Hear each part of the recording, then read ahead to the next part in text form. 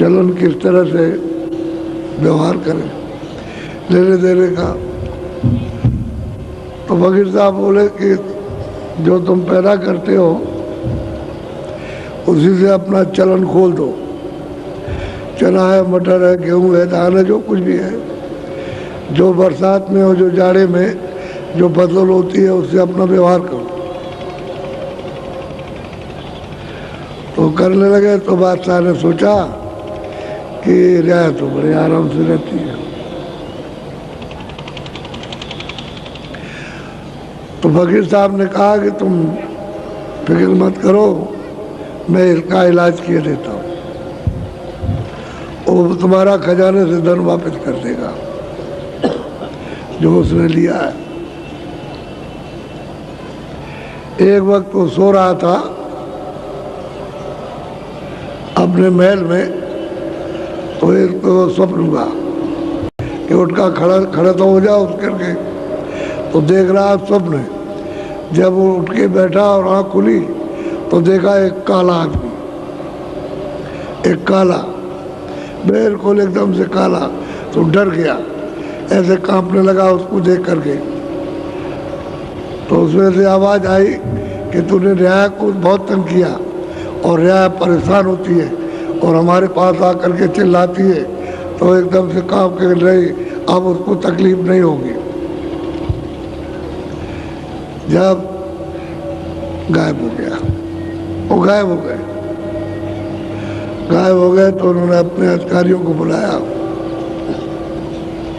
कहा कि देखो भाई, जितना भी धन तुमने इकट्ठा किया है सब प्रजा में बांट दो, प्रजा को दे दो ताकि चलन हो उसका। हमारी तो मौत हो गई, हम तो मौत के घाट पर पहुंच गए, तो हमारा क्या रहेगा? फिर हम क्या करेंगे? क्या प्रजा रहेगी, क्या धन रहेगा? उसको जागृति आ गई, इतना कांपने लगा और काम करके डर करके अधिकारियों को बुला करके हुक्म दे दिया। बढ़ गया धन, प्रजा जो है सबकी सब अपनी सुखी हो गई, क्योंकि एक एक पैसा खींच लिया उसने। तो फिर उसके बाद में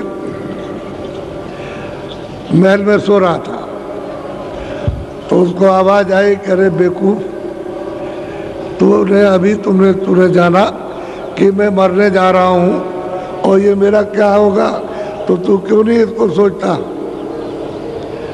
आवाज़ आई तो उठ के बैठ गया, तो देखा आवाज़ कहाँ से आ रही, तो किसी को देखा नहीं, बैठा हुआ और इधर उधर सुन रहा।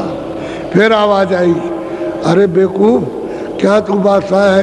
किस बात का? अरे भाई जिसलिए आया उस बादशाह पर चल, ये जिस मिला फिर मिलेगा नहीं, ये जा रहा।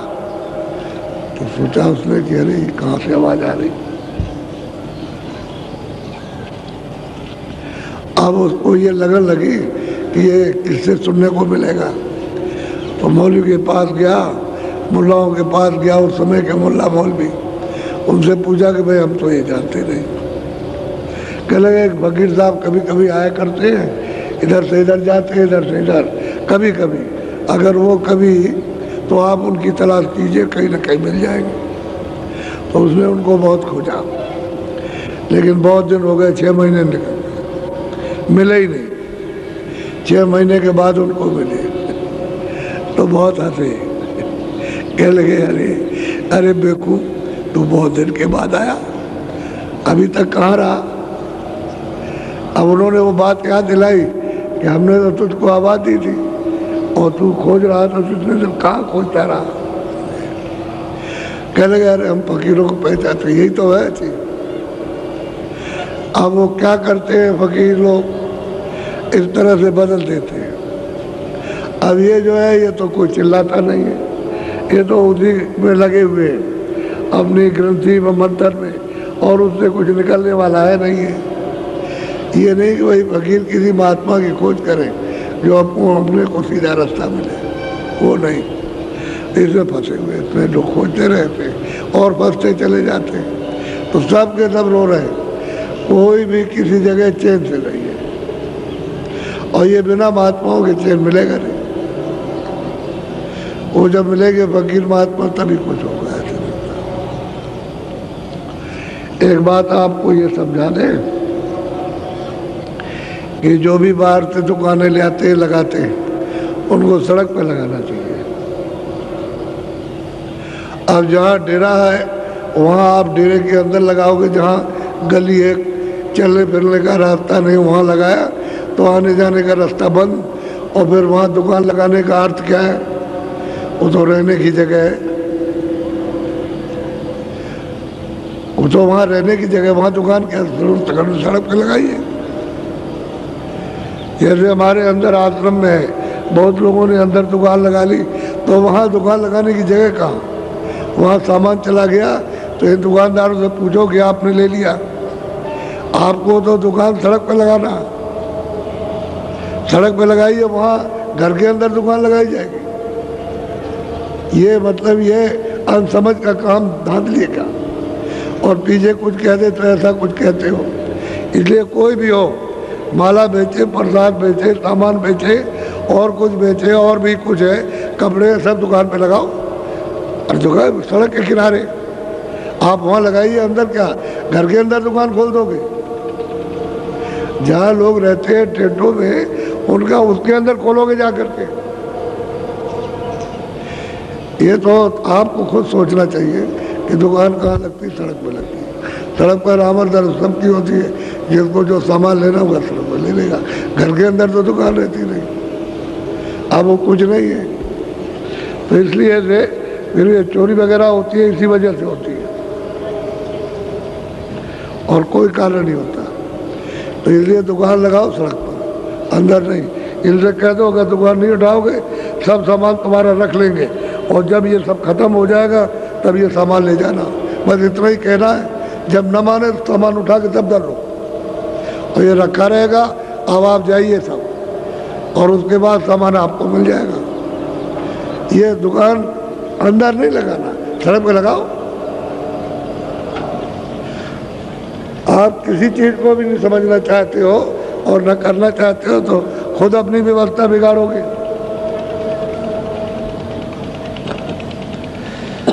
बोलो जय गुरुदेव। जब यहाँ अंधेरे में आया करो तो आते ही बस जैसे ही बैठे भजन करने लगे। आपको खाली ऐसे नहीं बैठना, आप अपने भजन ध्यान पर बैठ जाइए तो जितना समय आपका उतना तो आपको मिल गया समय, उसमें भजन और ध्यान कर लीजिए। जब तक आए फिर सत्संग सुनने लगे। सब काम अपने एक साथ, आप बैठे हुए बात कर रहे हो, बात करने से क्या मतलब? स्थान में आए हो सत्संग के तो वहाँ भजन ध्यान पर बैठ जाओ, कोई सुमरन पर बैठ जाए, अपना यहाँ पूरा कर ले आकर। आप घंटे, डेढ़ घंटे, 2 घंटे आप बैठे रहते हो और उसमें कुछ नहीं करते हो। समय तो खराब हो गया। किस लिए बैठे हो?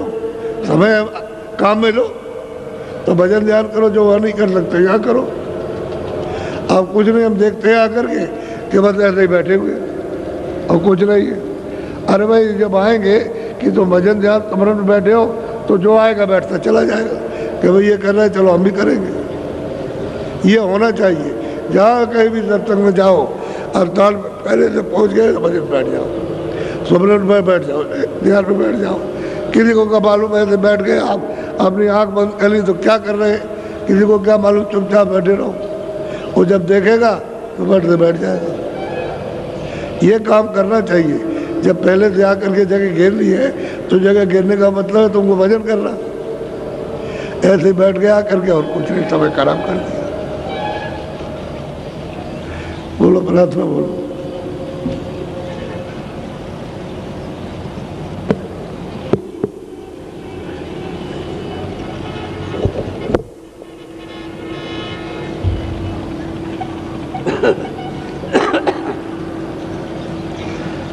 जय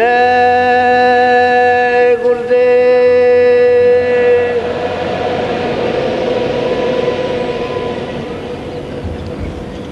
जय गुरुदेव।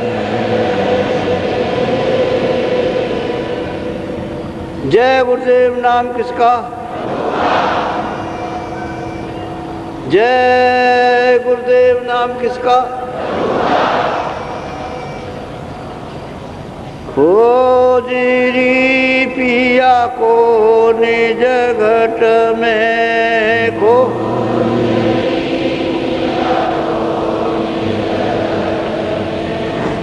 खोजरी पिया को निज घट में खो।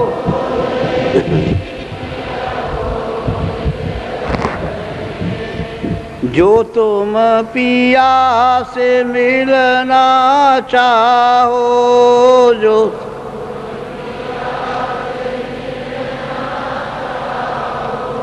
तो भटको माती जग में। तो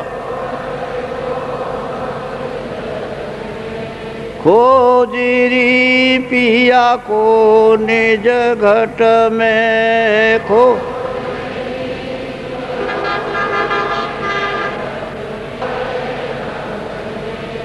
खोजरी पिया को निज घट में खो।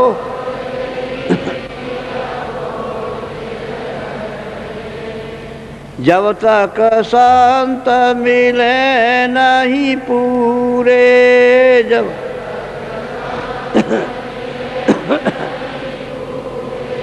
परे रहोगे अघ में। खोजरी पिया को निज घट में खो।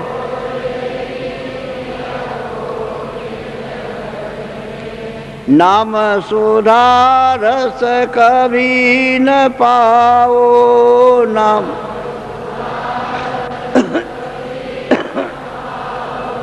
भटको योनि खग में। खोजरी पिया को निज घट में खो।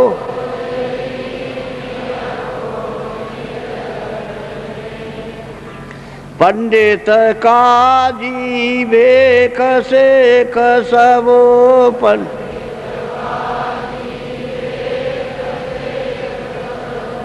अटकी रहे डग डग में। खोजरी पिया को निज घट में खो।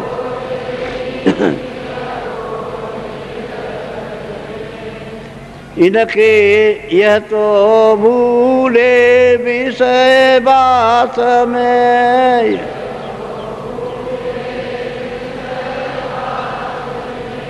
बर्मद से इनकी रग रग में बर।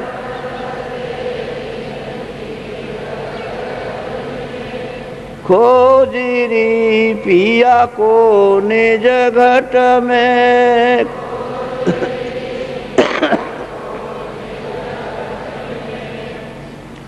इनके संग पिया नहीं मिलना, इनके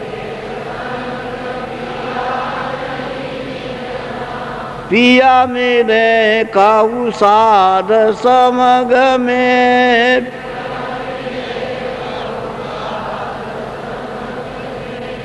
खोजरी वो तो कहे अलग में। खोजरी पिया को निज घट में खो।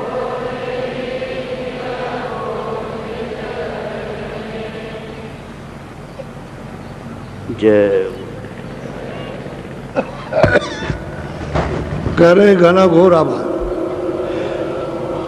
जिसकी कोई उपमा नहीं दी जा सकती, इतना शोर है। और चल रही ये सब सुनाकर जितना भी उनको सुनाना था वो सब गोस्वामी जी को सुना दिया। कह लगे यार भाई तुम्हारा तो काम हो गया, अब घर में पहुंच गई हो, सब मंजिलें पार कर ली, घर में पहुंच गई। अब जिधर जा रही जाएगी तब भी सुनती जाएगी, आएगी तब भी सुनती रहेगी। रास्ता और वक्त खुल गया तो चलते भी देखते रहो, बैठे भी देखते रहो, सोते में भी देखो आप, क्योंकि वो तो फिर आँख बंद होने वाली नहीं है। हर वक्त देखिए। तो कहते हैं 24 घंटे घना घोर आवाज घाट पर हो रही है। बोलो। करिया सैनी घर सिधाई अपने अपने मंदिर। कहते हैं कि फिर ये दोनों की दोनों अपना सब समाचार बता करके और फिर अपने घर लौटी। घर आई जहाँ इनका ये शरीर रहता था, वहाँ काशी के अंदर लौटे आई। बोलो। निस दिन उठे गगन घन घोरा तामे अटक रहे मन मोरा। सही बात तो ये है कि जब अंदर में चढ़ चले, जब वहाँ पहुँचे तो निर्दिन गगन कहते, गगन में घनघोर आवाजें कहते, मन तो वहाँ अटक गया। हर वक्त मन वही लगा रहता है, उसी आनंद। क्योंकि यहाँ तो आनंद खोज रहा था इंद्रियों के घाट पर, तो यहाँ तो आनंद नहीं मिला। जब आनंद मिला तो निर्जय हर क्षण वहीं पर बैठा हुआ अपने आनंद में, और मन वहाँ अटक गया। अब वो अटक गया, वहाँ रुक गया, तो इधर का करेगा। तो ये जगह सब फीका है, आसार है, इसमें कोई सार नहीं। तब उसको याद आती है कि इतने मुद्दतों से जब से आए तब से यहाँ फंसे रह गए। सब योनियाँ दिखाई देती हैं, किसी को जीव में गए, मछली में गए, कच्छ में गए, मच्छ में गए, जानवर में गए, नरकों में गए, जितने से 84 में, जल के जीवों में, थल के जीवों में, सब पता चलता कि हम इतने दिनों से किस किस योनि में गए।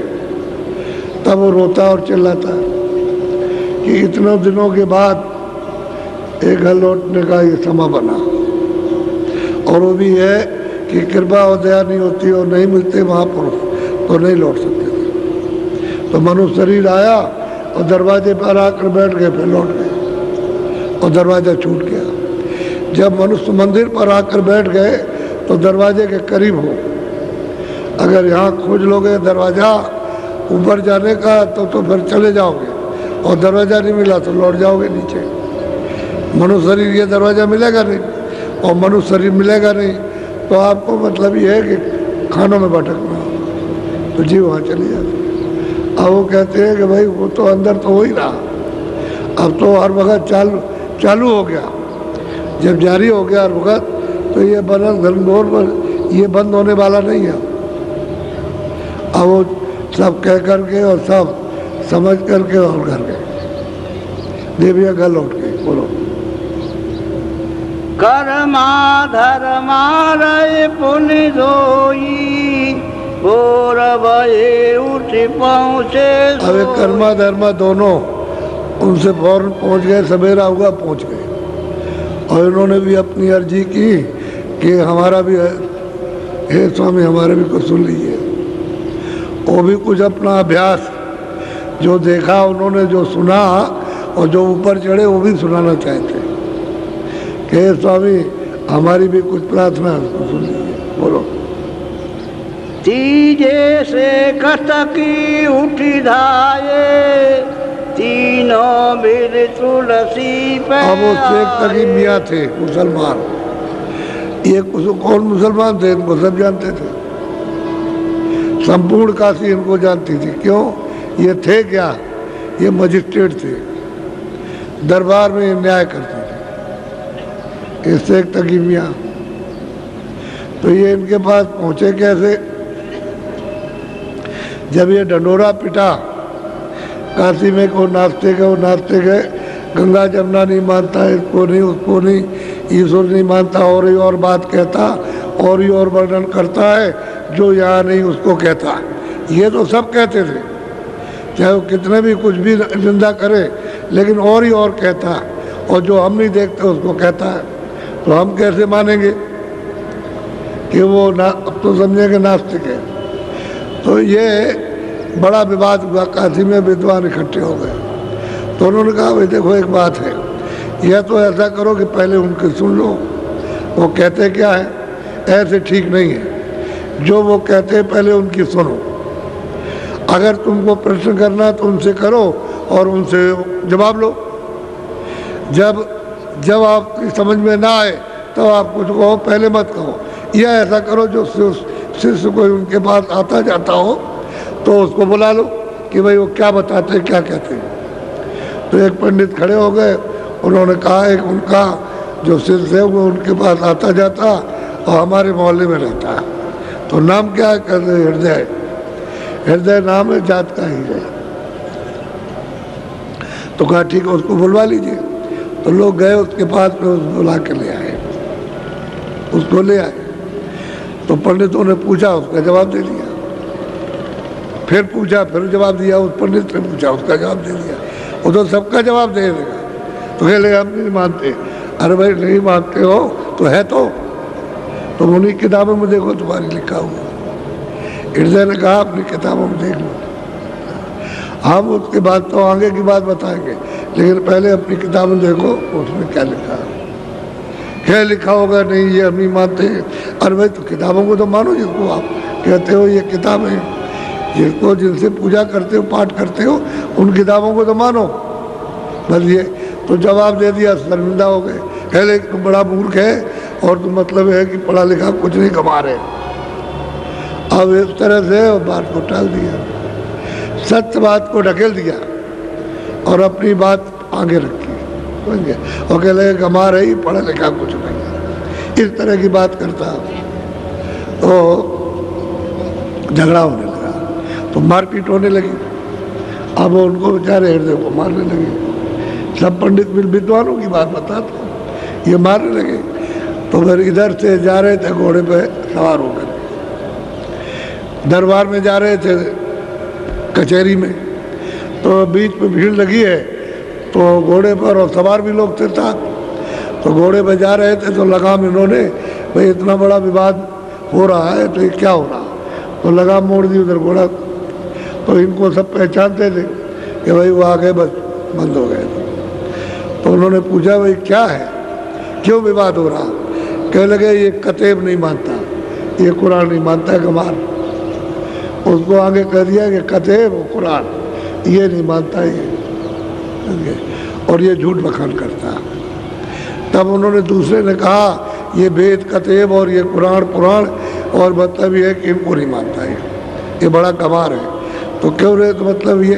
तो उन्होंने उस हृदय से प्रश्न किया तो उसका जवाब दिया, तुरंत फौरन जवाब दे दिया। तो शेख तक जब उन्होंने अल्लाह की बात की, खुदा की बात की, तो जबान बंद हो गए, चुप हो गए। तो मतलब तो लोगों ने कहा कि अब उन्होंने देखा कि तो न्याय करते हैं, झगड़ा इन्होंने देख लिया और ये न्याय वहाँ करेंगे, ये सज़ा देंगे, छोड़ेंगे नहीं, क्योंकि बड़े न्याय करता थे, सज़ा फिर देते थे, छोड़ते नहीं थे, बहुत ही वसूल के पक्के थे। काशी में अकबर बादशाह का जमाना था, न्याय करते तो उनका बड़ा मुश्किल हो जाए। तो कह लगे इनका गुरु वहाँ रहता है इसका, और ये उससे चलिए पूछा जाए कि वेद कतेब और इनको और कुरान को कैसे नहीं मानता, क्यों इनकी बुराई करता है। तो सब ले गए, उनको भी ले गए, वो भी गए। वहाँ जा कर के घोड़ा रख दिया। घोड़ा तो रखवालों ने जो उनके साथ थे घोड़े वाले, उनको और उनको ले गए उनको कुटी के पास, और वहाँ जा कर के बात होने। तो इनको आगे ढकेल दिया कि आप ही पूछिए। तो कहते तो आप वेद नहीं मानते और कतेब नहीं और इबादत नहीं और ये नहीं, खुदा नहीं मानते और ये और अल्लाह ताला को नहीं मानते।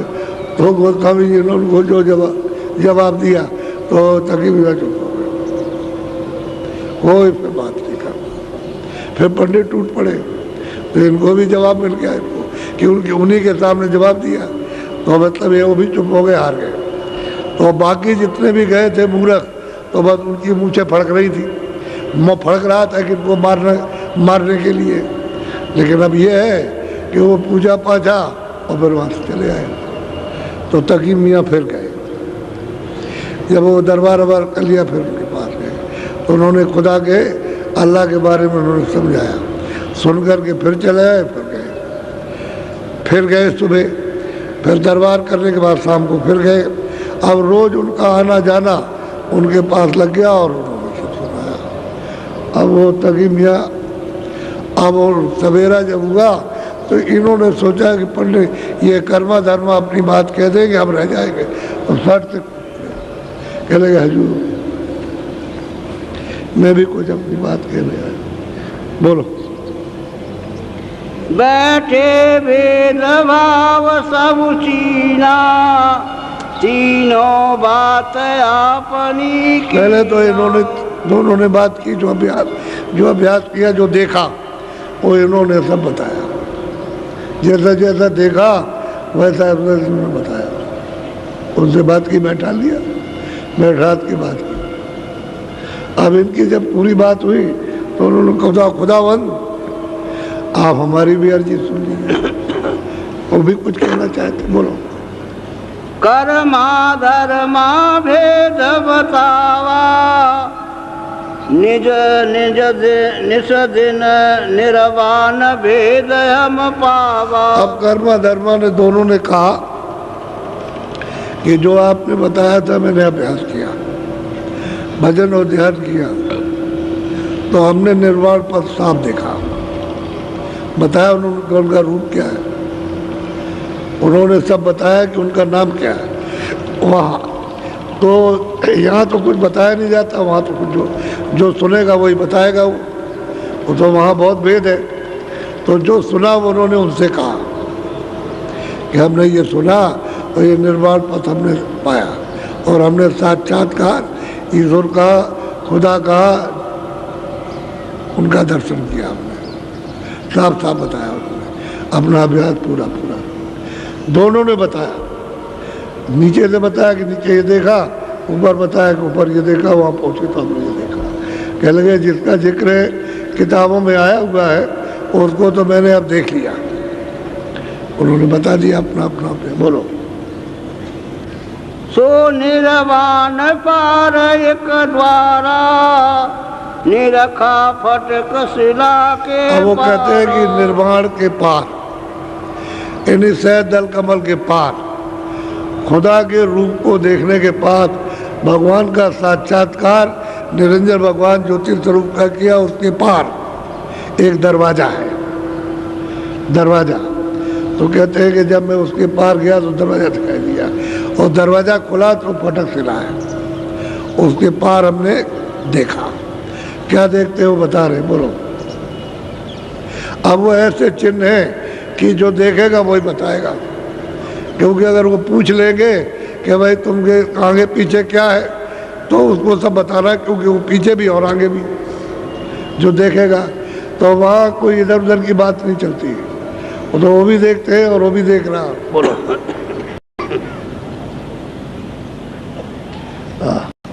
सो निर्वाण पार एक द्वारा, निरखा फटक शिला के पार। कहते हैं कि भाई फटक शिला पर तो हम खड़े हुए, लेकिन उस पार देखते हैं कि दरवाजा है, वो दरवाजा है उसके पार में, उधर जाने का, बोलो।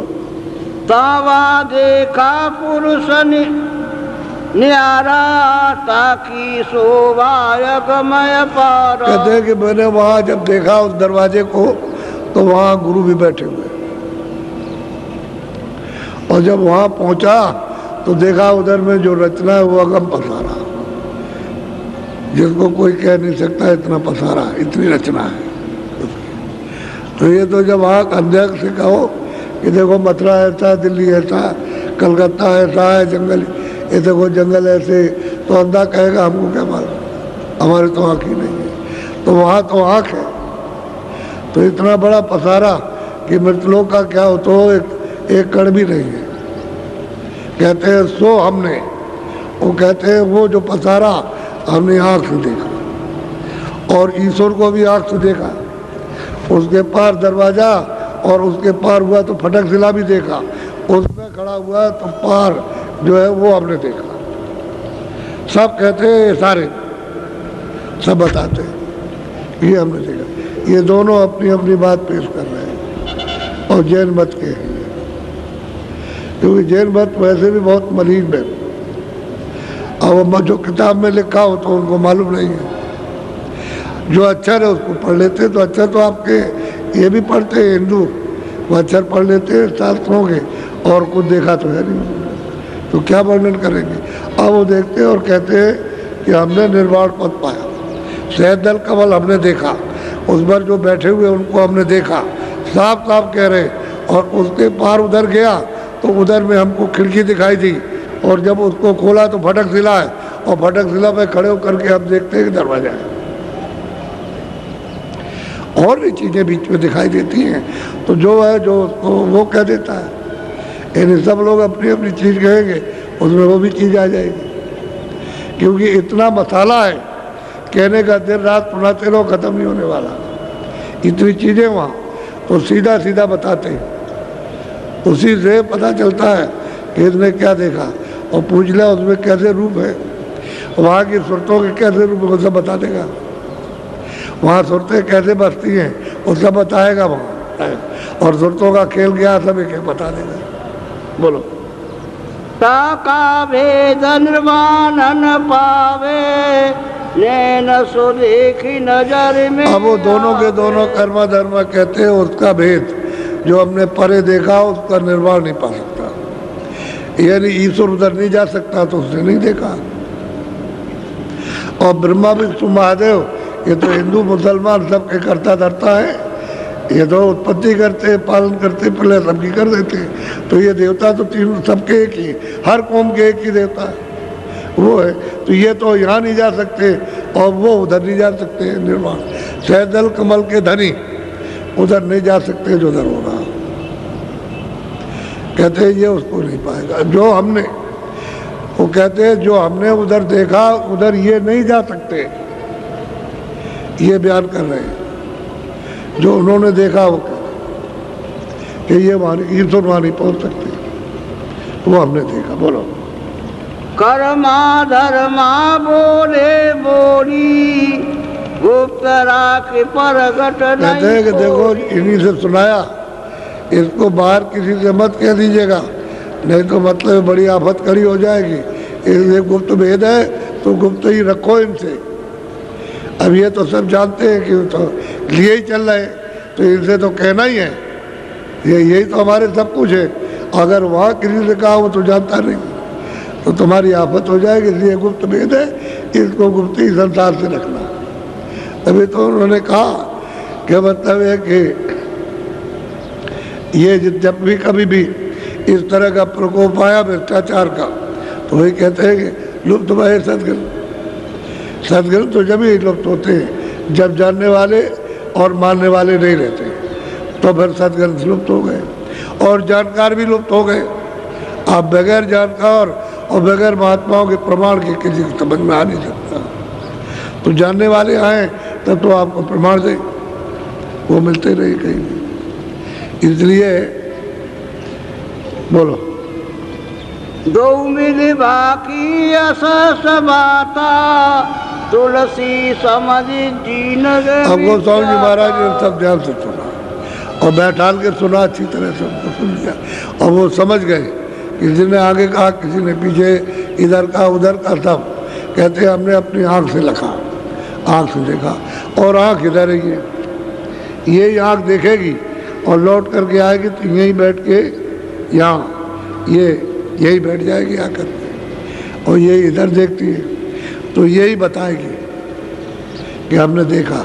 अपनी दिव्य आँख से ज्ञान चक्षु है।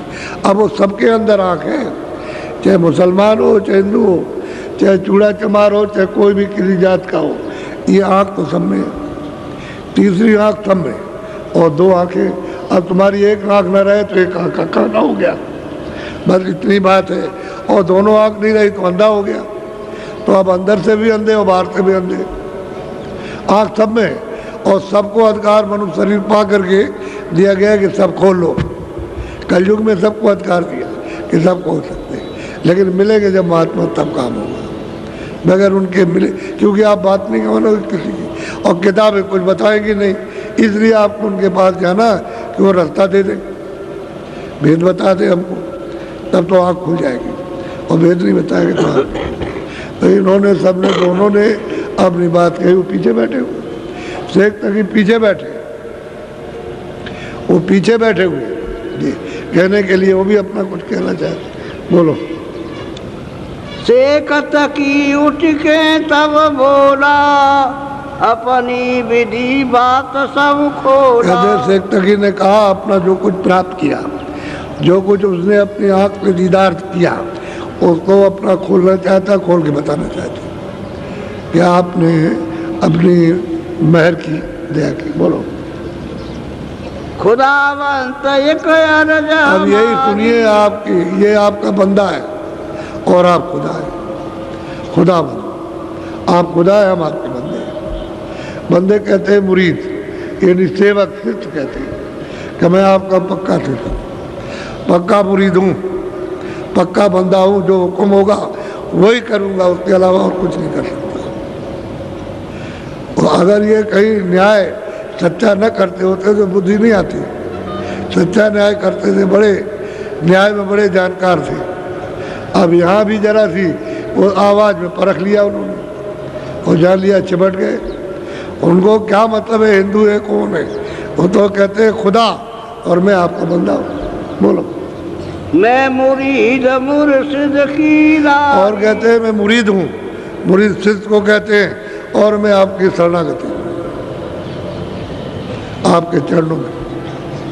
और वैसे ही प्रणाम करते थे जिस तरह से हिंदू मत था, रख करके हाथ जोड़ के प्रणाम करते और 7 क्षण जमीन पर लेट जाते, इस तरह से तकी मियाँ लेट जाते थे और प्रणाम करते थे उनको। और ये 28 वर्ष के अंदर, उम्र 28 वर्ष के अंदर इनका काम किया तुलसीदास जी महाराज ने। ये नहीं कि उनकी उम्र बहुत ज़्यादा हो गई, 28 साल के अंदर।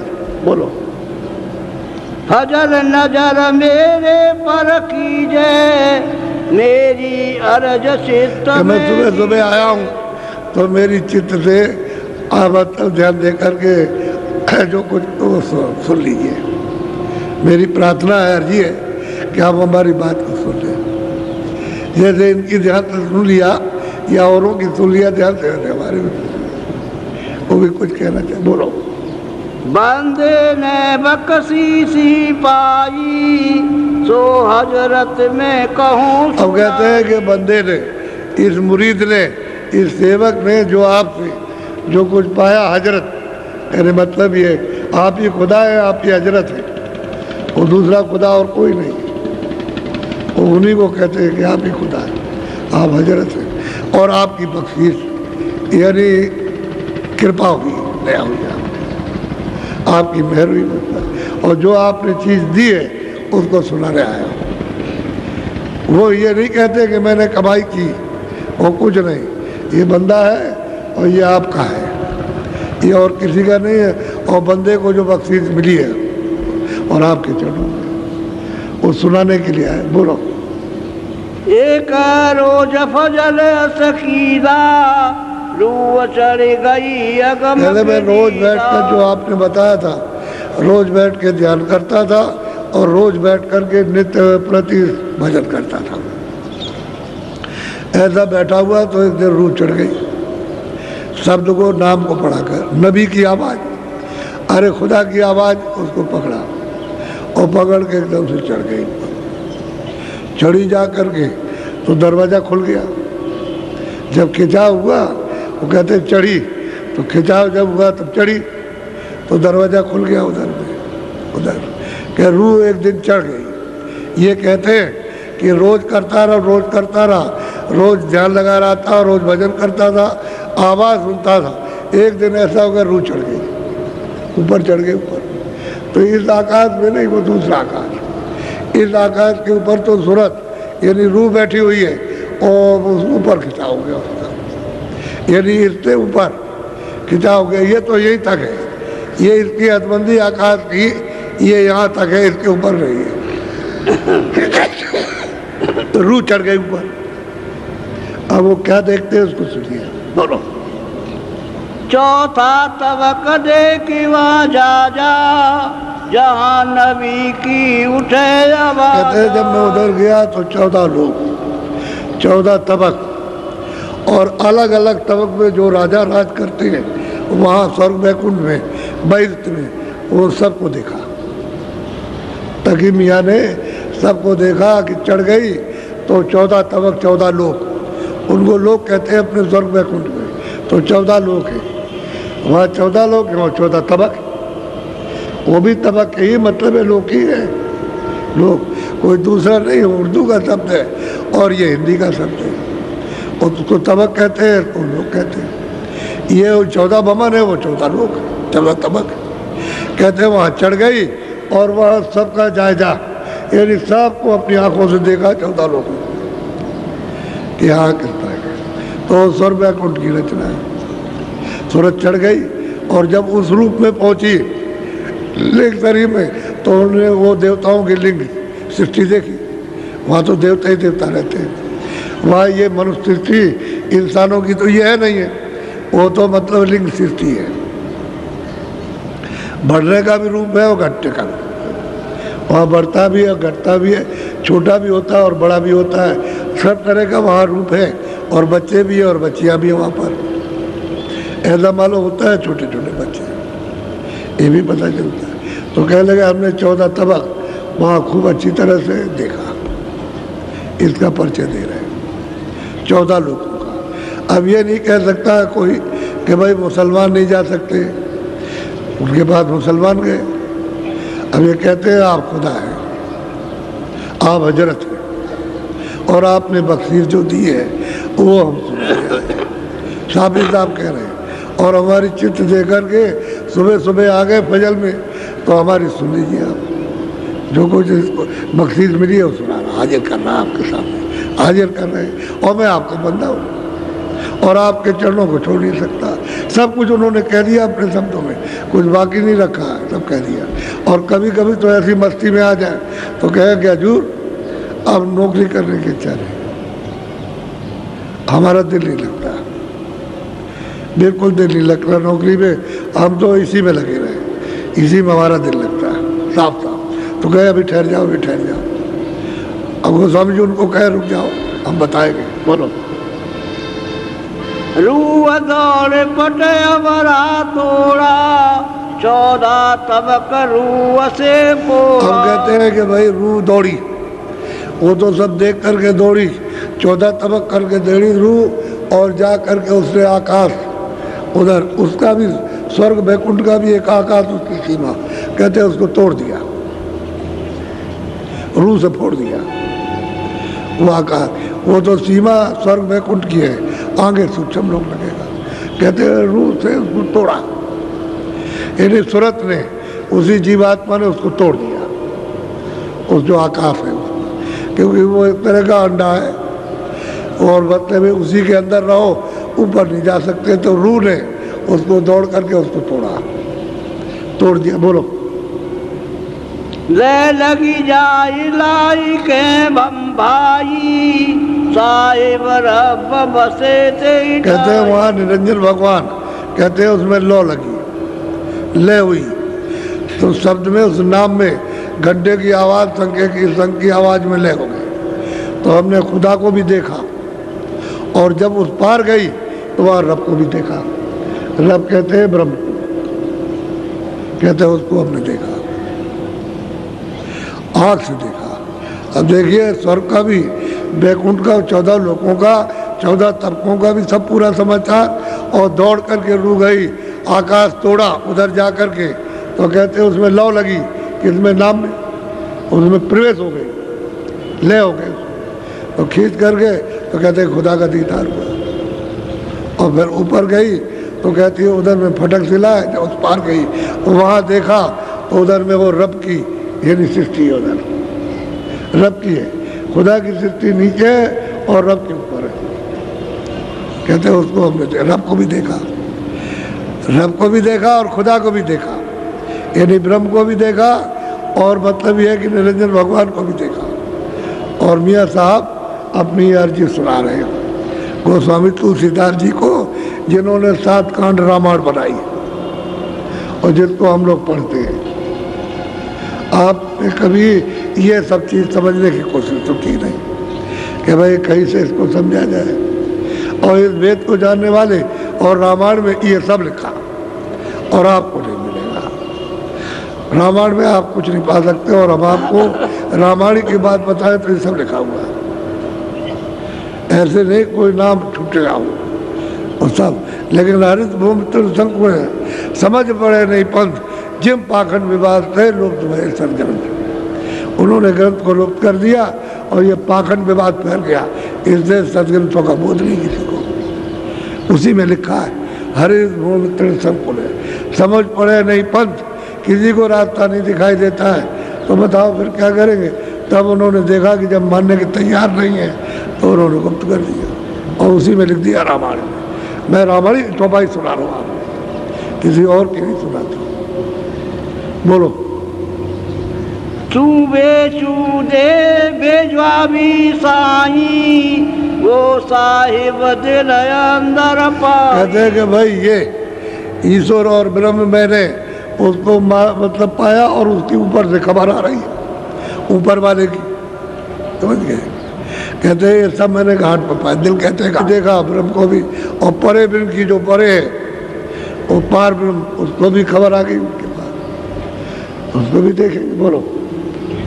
खुद खुदाई वो मालिक प्यारा, मोहम्मद खुदा दो। और कहते हैं कि जो परे है, खुदा मोहम्मद रसूल जितने भी आए पीर पैगंबर, कहते हैं वो इनके परे है, खुदा से और रब से भी परे, यानी खुदा से तबक से भी परे है, 14 तबक से, और वो ब्रह्मा विष्णु महादेव तो यहाँ रहते हैं, इससे भी परे और खुदा से भी परे और रब से भी परे, समझ गए।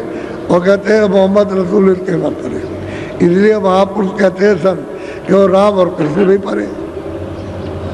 राम और कृष्ण तो इनके लोक के नीचे, और वो जब जब जरूरत होती है, जब यहाँ गड़बड़ी होती है तो भेज देते हैं एक सूरत को, ये सब काम कराती है। तो भेद तो बताती नहीं है, वो काम कराएगी, फिर काट मार करा देगी। वो तो तुम्हारी रामायण ही कह रही है, हम क्या कहेंगे, वही बता रही, काट मार करा देते हैं।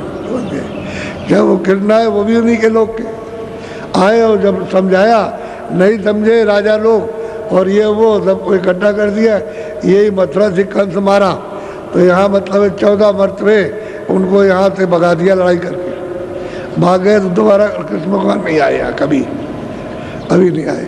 उधर अपना काम किया, महाभारत कराई, वहाँ इकट्ठा कर दिया। यहाँ बड़े मस्करे लोग थे, उस पार रहते थे दुर्वासा इनके गुरु थे, और वो भी योगी थे, तो यहाँ रहते थे। तो उनका भी इनके गुरु कहाँ रहते उस पार, तो ये पेट में कढ़ाई बांध करके वो नाच करने जाते थे, और वो गुफा में बैठ करके अपना भजन किया करते थे। तो वहाँ गए, गाना बजाना, तो बाहर, तो जब आए लौट के, तो उन्होंने कहा कि आप अंतर्जामी है, इसके पेट में लड़का है कि लड़की है। तो उन्होंने कहा कि अच्छा ठीक है, कम्बल उठाया, वैसे किया, एवं मस्त यही तुम्हारा नाश करेगा, यही के मतलब जो बंधा है, जो कढ़ाई बंधी है, यही तुम्हारा सब नाश करेगी। तो वहाँ से गए, जब मथुरा आए तो लोगों ने कहा, कह लगे, उन्होंने तो ये कहा, तो खोलो कढ़ाई, खोलो जल्दी से, और इसको मतलब ये तोड़ करके बुरादा बनाया, ये इसको ले गए वहाँ द्वारका में जा करके वहाँ छोड़ा समुद्र में। पहले वहाँ समुद्र था, ये कृष्ण को मालूम था कि ये शराब कहाँ छोड़ा गया, वहाँ ये सब अधिवेशन वहाँ लगाया, ये सब करोड़ों आदमियों का वहाँ जमघट लगाया, वहाँ आपके वो द्वारका में वहाँ लगाया प्रभात पाटल नदी के किनारे। और वहाँ महाभारत करके, और जब उनका ये सब उनका ये देंगे वो देंगे, तमाम देश के राजा जिम्मेदार है उनका, तुमको ये देंगे, तुमको ये, और कुछ नहीं, हम नहीं लेंगे वो। और बस उनके पास में था तो कुछ नहीं, लेकिन वो घास कभी थी, वही शराब थी। तो घास उखाड़ी और भाट, उसने उसको मारा, उसने उसको मारा, चाहे भाई आया, चाहे कोई मामा चाहे भतीजा आया, काट करके, और देखते देखते खून की नदी बह गई। 56 करोड़ जितने भी, उनको सबको नाश कर दिया। तो आबादी तो ज़्यादा होगी। और फिर कहा हमारा वक्त हो गया, अब हम जाएंगे। जाएंगे तो चले गए नदी के किनारे, बैठे हुए थे वहाँ, तो उनके पैर में वो चमकता था। तो बैली आया, उसने देखा कोई हिरन पानी पी रहा, तो साथ के उसने मार दिया बाण, और दौड़ करके आया तो ये पैर चिल्ला रही थी बड़े जोर से, और पैर में उनके घुस गया, और वो बुझाया हुआ जहर का होता है। तो जब देखा कि अरे तो ये तो बैठे हुए, तो हमने तो बड़ा अपराध किया, और ये कह रहे तुमने कोई अपराध नहीं किया, हमने ब्रज की ओट में होकर के, तुम बाली थे और मैं राम था, मैंने तुमको मारा था, तुमने अपना बदला ले लिया, ये बदला अपना तुमने लिया। यही कहते हुए बाण लगा रहा। उसने कहा कि हम खींच लें, तो कहा नहीं खींचो, उसी में प्राण उन्होंने छोड़ दिए। वही नदी के किनारे बस वो बहेलिया था, वो थे, बाकी वहाँ पहुँच कोई नहीं पाया, वहाँ पर लड़की इनका नाश कर दिया। ये कह गए थे कि देखो परिचित है, उसको दिल्ली के बाहर चले जाना, हरनापुर में जा करके रात तिलक कर देना, और जब रात तिलक होगा तो द्वापर खत्म हो जाएगा, कलयुग लग जाएगा, तो और क्या पहचान बताएंगे। वो तो तिलक हुआ, बस उसके बाद द्वापर खत्म, कलयुग लग गया।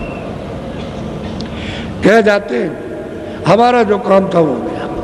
तो उन्होंने काम कर दिया। महाभारत में सब विश्व के तमाम वीर सबको कत्ल करा दिया, सबको मर गए। कितनी मतलब सेना सब तरफ की मरी। उसके बाद में ये 56 करोड़ ये खत्म हुए, तो आबादी तो वैसे ही कम हो जाएगी। ये काम उनका होता है, काम को करा कर के। ये जब जब हो धर्म की, बस वही बात है, जब जब हो धर्म की हानि तब तब बड़े महाअभिमानी, तब तब प्रभु धर्म मनुष्य। तो जितना देश है वो यहाँ भेजता है आपने, और ये काम करा देते हैं। आपको क्या, संतों का रास्ता हो, संतों का तो अलग है, वो तो इसके परे का है। अब वो कहते हैं मैंने इनको भी देखा, यानी ईश्वर को भी और खुदा को भी देखा, और रब को भी देखा, ब्रह्म को भी देखा, और बेचू यानी जो कोई शरीर नहीं है उसकी आवाज़ ऊपर से आ रही है, और उसको भी हमने सुना। बोलो। अल्लाह नबी रसूल न जाना, 14 तबक से अदर। क्या अल्लाह भी नहीं जाना, कहते हैं रसूल भी, यानी मतलब है खुदा भी नहीं जाना, न ये मतलब रसूल है, और मतलब ये है कि इन्होंने किसी नहीं जाना, और वो इनसे अलग आता रहे, अदर में है वो यहाँ किसी लोक में नहीं है, न वो कारण लोक में, न सूक्ष्म लोक में, न लिंग लोक में। जो 14 तबक वहाँ के भी लोग नहीं जानते, न अमृत कहते हैं कोई नहीं जानता, पंडितों को भी नहीं मालूम कुछ, चाहे वो मौलवी हो चाहे कोई भी हो, कुछ नहीं जानता। जितने पैर आए 24 पीर, उनमें से कोई नहीं जानता। अपने यहाँ जो 10 अवतार आए तीर्थंकर में 24 आए, वहाँ भी कोई नहीं जानता, उनको कोई नहीं जानता। कहते हैं वो इन सबसे परे। इसलिए कहा है कि वहाँ कोई शरीर तो है नहीं, न वहाँ कारण शरीर, न वहाँ सूक्ष्म है, न लिंग है, न स्थूल है, इसलिए कोई जानता नहीं, तो परे। बोलो। तकी तका सब खेल, मुर्शिद तुलसी सो कहे। सब कुछ तकी मियाँ ने जो बंदा है अपने, वो कहता मैं बंदा हूँ, मैं मुरीद हूँ, वो सब गोस्वामी जी महाराज को सुनाया कि आप हमारे सब कुछ है, हमारे पीर है, हमारे पिता है, और आप ही मतलब है कि मोहब्बत है, और आप ही मतलब है खुदा, और खुदाओं के खुदा आप ही। और तकी मियाँ ये कह रहा है, आप ही थे, और उन्हीं को सुनाया, और किसी को नहीं सुनाया। और न ये कुरान जानती है, न कतेब जानते हैं, न वेद जानते हैं। इसको जो उन्होंने उधर देखा और सुना उसको ये नहीं जानते। बोलो। यही विधि कीनी सैल, सो अद्भुत अंदर रखा। कहते इस प्रकार से ब्रह्मांडों की सैल की है। उसी को मीरा भाई कहती है कि जब जब सूरत लगे बा घर को, पल्लल पल पल नैनन पानी, जो ही पीर तीर समसालत, कसक कसक कसखानी, और रात दिवस मोह नींद ना आवे बाबे बानी। मीरा सूरत सैल आसमान की, मीरा की सूरत ने आसमानों की सैल की है। उसने सब कुछ देखा, 14 भवन बैकुंठ स्वर्ग देखा, ब्रह्मा विष्णु महादेव को ईश्वर को, और ब्रह्म को देखा, पार ब्रह्म को। कहते ब्रह्मांडों की सैर की, सफर की है, और सबको देखा। तकी मियाँ कहते हमने सब देखा, सब दिल में जो रास्ता है सब आकाश में देखा, सब ब्रह्मांडों में देखा जाता है कि कैसी किसकी रचना है, सब देखा। और वो आकर के हजरत को सुनाया। हजरत कौन है? वो गोस्वामी खुदाओं के खुदा और संता के संता हुआ। अब वो मुसलमान देखिए क्या कह रहा है, यही सब कुछ है, इन्हीं से बख्शीश मिली। अरे इन्हीं से, इन्हीं की कृपा इन्होंने दान दिया। बोलो। कह तकी सुन मुर्शिद प्यारे मेहर फजल से। कहते हैं कि तकी मियाँ कहते हैं कि मेरे प्यारे मुर्शिद यानी गुरु आपकी कृपा से ये अवसर मिला, नहीं तो ये मिलने वाला किसी को नहीं है। सब लोग धोखे में जा रहे हैं, सब के सब धोखे में चले गए, एक तरफ में जा रहे सब अंधेरे में, सब खानों में, ये जानवरों की, पंछियों के, परिंदों के सब के नरकों दोजख में सब के सब चले जा रहे। ये तो आपकी कृपा से बचेगा और कोई नहीं बचेगा। जिस बार आपकी मेहर हो जाए वो तो बचेगा, वो रूह बचेगी, वो जीवात्मा जिनका नहीं कुछ, सब आपकी मेहर हो सकते हैं। बोलो हर दम रूअल हर लहराई बिरे भाव हर वक्त कहते हैं कि रूह ऊपर जाती है लौट के आती, ऊपर जाती लौट के आती, सब देखती जाती सब, और कहते हैं इतनी विरह कि वो रोते ही रहते हैं। दरबार में भी जाते हैं तो वहाँ भी कभी कभी बैठ के रोने लगते हैं, और ये होता है कि इसको छोड़ दो, इसमें दिल नहीं लगता। और उनसे आकर के अर्जी करे कि हुक्म दे दीजिए छोड़ दें, तो जब कहेंगे छोड़ देंगे, वहाँ भी बैठ के रोते हैं। तो कहते हैं हर वक्त यानी लहर उनकी, और वो रोते रहते हैं। ये दशा बोलो रूह लिपट लिपट से वो बूझे शाम सुबह कुछ और न। कहते ऊपर जाती है और आती है, और वहाँ उसका रूप हो जाती है, लिपट जाती है, यानी आपसे चिपट गए तो लिपट गई। और कहते हैं कि शाम सुबह, न शाम न सुबह और कुछ नहीं। अब वो दरवाज़ा खुल गया ना, तो शाम के तो क्या होता, तो दिन ही दिन है, शाम भी ख़त्म हो गया, सुबह भी ख़त्म हो गया, ना उधर ये सूरज है ना वो शाम का सूरज। अब तो घाट जग गया ना, खुल गया घाट, तो उधर तो उजाला अंधेरा कुछ नहीं है। तो रोज़ जाती है, रोज़ आती है, रोज़, यानी जब चाहो तब चली जाए, कोई रास्ते में रुकावट नहीं है। और वो सब आपकी मेहरबानी, सब आपकी कृपा हुई। आपने इस बंदे पर नजर कर दी, नजर की हो गई। बोलो दम दम बिरह लहर अकुलानी ये विधि मीन बुलानी पानी। कहते हैं कि भाई अब तो वहाँ ऐसे गए जैसे पानी में मील भूल जाती, मीन मछली पानी ना पाए तो तड़पेगी, और जब उसको मिल जाएगा तो बस मिल जाएगा। अब वहाँ गई तो जा करके वहाँ मिली तो सब भूल गई। ऐसे जैसे मीन पानी में हो गई, पानी की हो गई, वैसे ही वहाँ जा कर के सूरत उसी की हो गई। वाह, अब वो कितने बड़े बड़े लोग हैं, यानी ये जो आपका लोग है सबसे छोटा, इससे जो 14 भवन स्वर्ग में कुंड में 14 लोग हैं, एक एक लोग उससे बड़े, उससे बड़ा, उससे बड़ा, उससे बड़ा, उससे बड़ा। तो इसकी क्या महिमा, इसकी तो कोई महिमा नहीं जो वहाँ की। तो वहाँ के जो अधिष्ठाता है उन्होंने भी उसको नहीं जाना, खुदा को, और खुदा के जो अधीन रहने वाले, वो मतलब ये वो भी ऊपर का नहीं जाना, और खुदा ने भी नहीं जाना।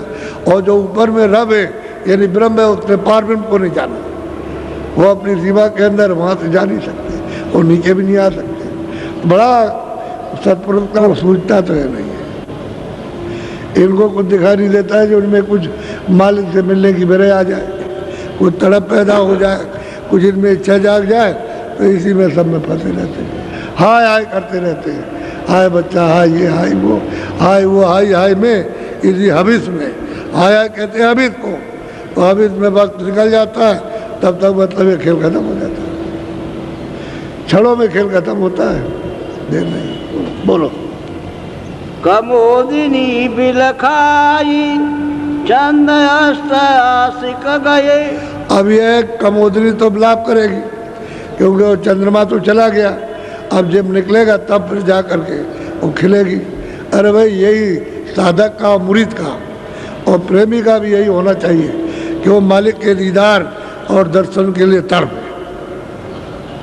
जब आत्म तड़प होती है उसके दर्शन दीदार घर में पहुंचने के लिए, तो उसको मालिक बर्दाश्त नहीं कर सकता, क्योंकि अंदर से जब आप उसको याद करते हो तो अंदर से सब कुछ हो जा रहा है, और बाहर से भी जनाने के लिए आया कि अंदर चलो, तो ऐसे इधर में धक्का मारता, अंदर तो है ही। अंदर तो शब्द में मिल कर के वो शब्द रूप हो गया, यहाँ आया शब्द रूप में, ऊपर जाएगा तो शब्द रूप में, वहाँ भी शब्द ऊपर जाएगा, खुदा के पास जाएगा तो वहाँ भी शब्द रूप में बैठा, ऊपर जाएगा वहाँ भी, तो शब्द ही से उतर के आया और शब्द ही से चढ़ के जा रहा। वो तो हर जगह मिलेगा, अंदर बाहर छोड़ेगा रियल मिल जाएगा, जब खोजोगे तो यहाँ मिलेगा। और जब सूरत को नाम से जोड़ देगा, ऊपर जब चढ़ाई होगी तो इनको ऊपर भी मिला, यानी गोस्वामी जी महाराज ऊपर भी मिले, वो भी बताते कि मुझे वहाँ मिले और वहाँ रास्ता बताया। बोलो। बिरखे बिरह बेहाल चंद देख निसार कहते हैं कि भाई विलाप करती है जब सूरत, बगैर उनके दर्शन किए हुए मतलब चैन नहीं आ सकता, बिरह उठती है कि जब तक दर्शन न हो जाए तब तक रोते चिल्लाते। बोलो। से कत की दिल बिरह समानी आवे न बात नैन बह पानी। कहते हैं कि भाई बिरह समाई तकी मियाँ की बात तो कुछ निकलती नहीं, आंखों से आंसू गिरते हैं, और जो कपड़े पहने हुए सब भीग जाते हैं, ये सब भीग जाते हैं मालिक के मिलने के लिए। मतलब जब तड़प उठ जाएगी बात तो निकलती नहीं है, और मतलब है आंसू गिरते हैं, वो कह कुछ नहीं सकता, यानी चुप हो जाता है। यह है पाने वालों के लक्षण है, जल्दी से जल्दी घर में पहुँचने वालों के लक्षण होते हैं।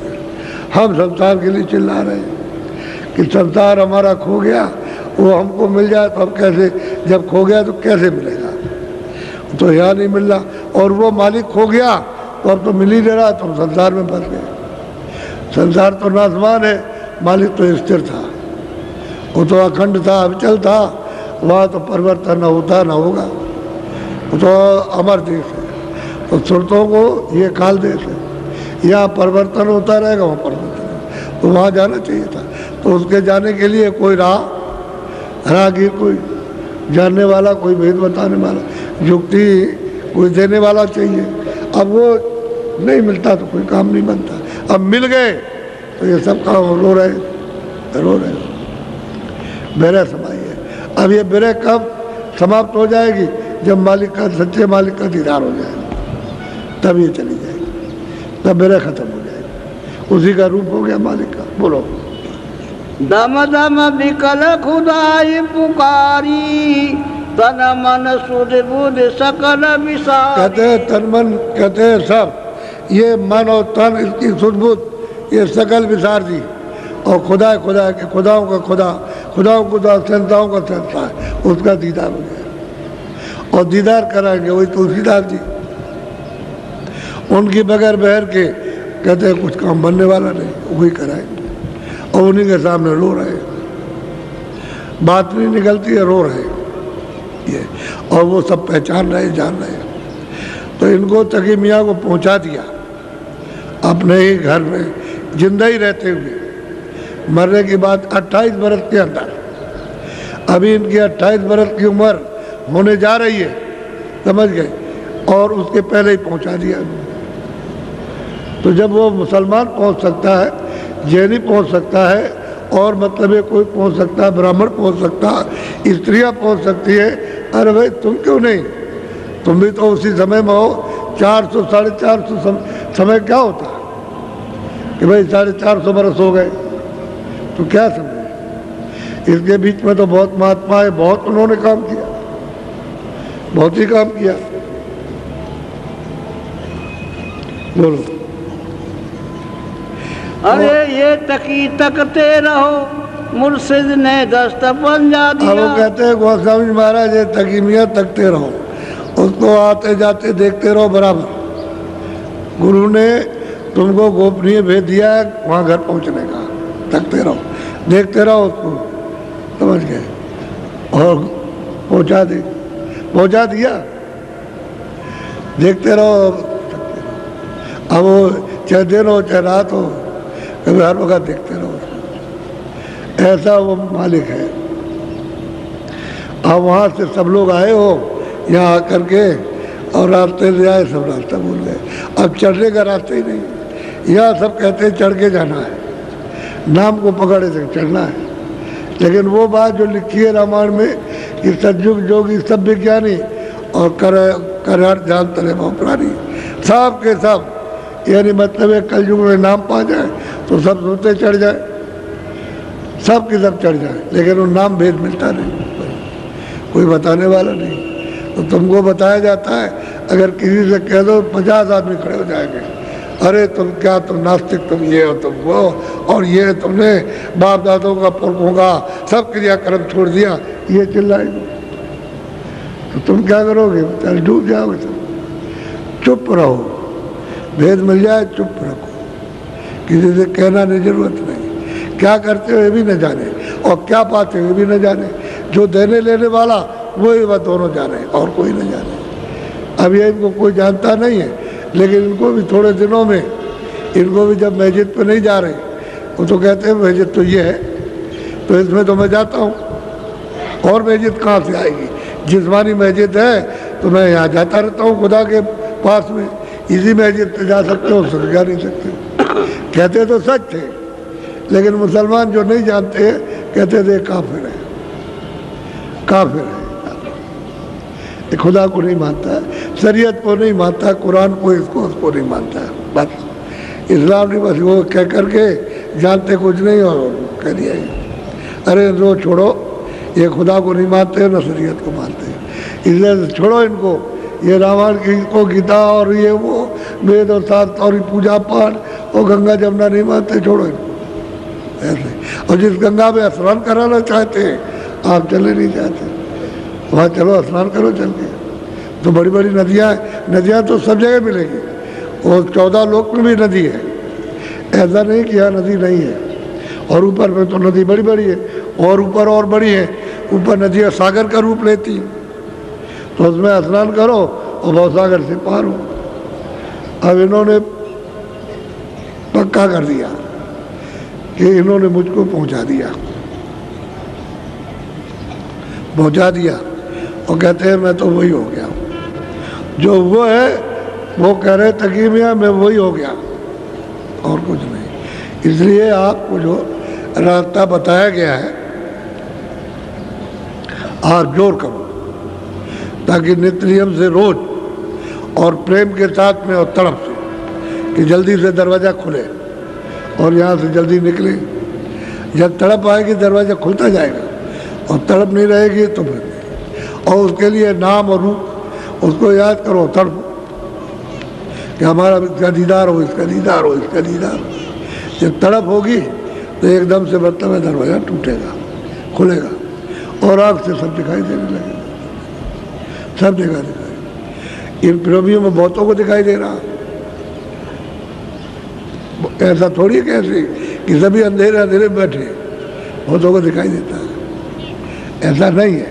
लेकिन ये कुछ कह नहीं सकते, इनको बिल्कुल वर्जित सबको, कोई भी रहेगा उसको हमेशा के लिए वर्जित है, जब तक वो रहेंगे तब तक कुछ नहीं कह सकते। अपना जाओ और अपना काम करो। इन्होंने तकीबिया ने पहुंच गए और भी पहुंच गए, लेकिन कभी जो गोस्वामी जी महाराज तो 91 बरस तक रहे, यानी 28 बरस के पहले तो इनको प्राप्त करा दिया, और वो तो बहुत रहे। 28 को निकाल दिए 91 में से, तो कितने बरस हो गए? तो सोचने की बात है। कभी भी किसी ने कोई काम नहीं किया, पूरे हो गए, पूरा इन्होंने लोगों पहुंचाया। और 28 बरस के पहले उन्होंने लिखा है कि इसको मैंने पहुंचा दिया, उन्होंने खुद अपनी कलम से लिखा, और उन्होंने सबने कहा कि पहुंच गया, ये नहीं कि वो ये कह दे कि नहीं। और फिर उनकी भाषा बाणी सबकी बदल गई, और कोई भी उनसे प्रश्न करे तुरंत उत्तर, ऐसा नहीं है कि फौरन मतलब है उसको संतुष्ट कर दे। बस ये है उनकी बाणी तो ऐसी होती है, क्योंकि सब जानते हैं। और वो ही कह दे कि भाई तेरी तो आँख बंद है, तू भी मतलब ये कोशिश कर खोलने के लिए, तेरी भी खुल जाएगी, तब वो शर्मिंदा हो जाए। क्या करे अंधा आदमी, क्या करेगा? वो यही कहेगा हमको आँख नहीं, तो कहेंगे वहाँ चला जा, वो खोलते हैं आँख, जाओ मुरीद सच्चा सेवक बन जा, वो मेहर करेगा, दया कर देगा, हो जाएगा। कितनों को इन लोगों ने वहाँ भेज दिया, उनका बेड़ा पार हुआ, क्योंकि वो भी तो रहे, काफ़ी समय तक रहे लोग, तो उनके पास भेजते रहे, वो काम करते रहे। लेकिन जो उन्होंने इसके अंदर लिखा, वही लिखा है कितनों को मैंने इसके अंदर पहुंचा दिया। 28 के अंदर, 28 वर्ष की उम्र के अंदर पहुंचाया, समझ गए। 25वें साल में लगने वाला तब तो पहुंच गए काशी, और 28वें के अंदर इन्होंने वहाँ के लोगों को पहुंचाया जो उनके सामने आ गए। तो बहुत जल्दी काम किया, और फिर और लोगों का काम किया हुआ अलग है। बोलो, बस करो।